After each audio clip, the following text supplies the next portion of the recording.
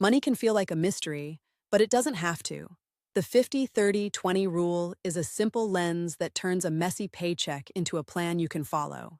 Here in America, many budgets get tangled in taxes, debt, and rising costs. This rule gives you a clear framework you can actually apply.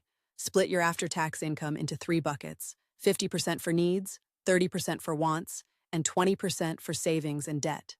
These numbers are guidelines, not laws, and they adjust to your life as your circumstances change over time. Needs are essentials you must have to live and work, like housing, food, transportation, and healthcare. The test is to separate what you truly need from what you think you need, which is often influenced by mood or social pressure. Wants are the extras that make life better, such as dining out, hobbies, and fashion. The goal is to keep them in check so you can protect your future. 20% goes toward your future, including emergency savings, retirement, and paying down debt. If you carry high-interest debt, many people apply more of this share to debt payoff first, so the balance starts to shift. People keep using this rule because it makes money decisions less emotional. It shows steady progress and reduces guilt when shopping or paying bills. In the US, take-home pay is what actually lands in your bank account after taxes and benefits. Plan on your net pay, not your gross income, to avoid wrong assumptions. Start by tracking your spending for a month or two to see where your money really goes.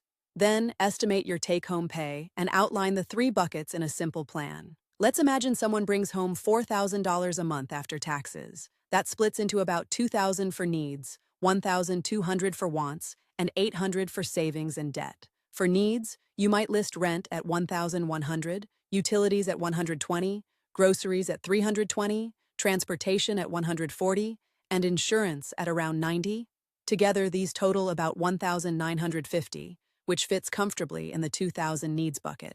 Wants total $1,200, with $350 on dining out, $150 on entertainment, $300 on shopping, $150 on subscriptions, and $200 on small trips. That pattern keeps your wants under control while still letting you enjoy life.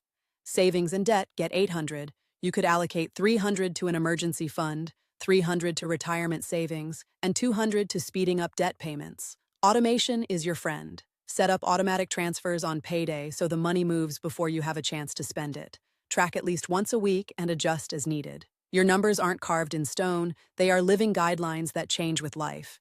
Irregular income is common in America, especially if you freelance or work seasonal shifts. In that case, base your plan on the average take-home pay over the past 3 to 6 months and keep a cushion. If housing costs loom large, you can still keep the rule intact by trimming wants more or finding better deals or roommates. The trick is to protect the other two buckets so your future doesn't crumble. Debt strategy matters too. The 20% that goes to savings and debt should be used to attack high-interest debt first, while you gradually grow a small emergency fund.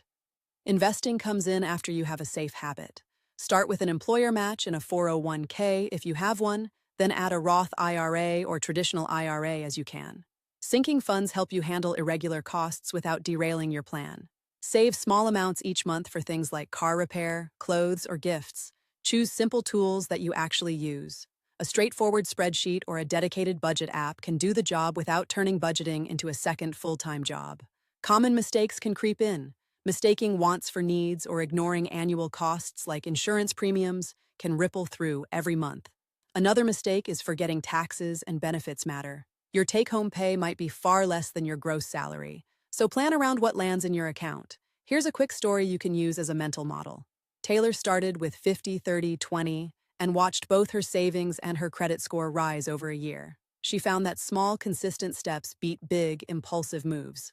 By the second quarter, she had a healthy emergency fund and more room to invest. What to do next is simple. Take 20 minutes today to write down your current take-home pay, estimate your needs, wants, and savings goals for the month, and promise yourself to follow the plan.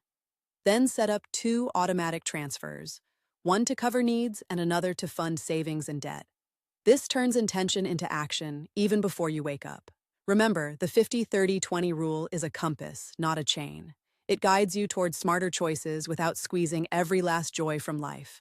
Over time, you can adjust the numbers as life changes, but the structure keeps you from slipping into bad habits. If you found value here, hit the like button and subscribe for more practical money helps in plain English. Share your budget questions in the comments and tell me what you want to learn next.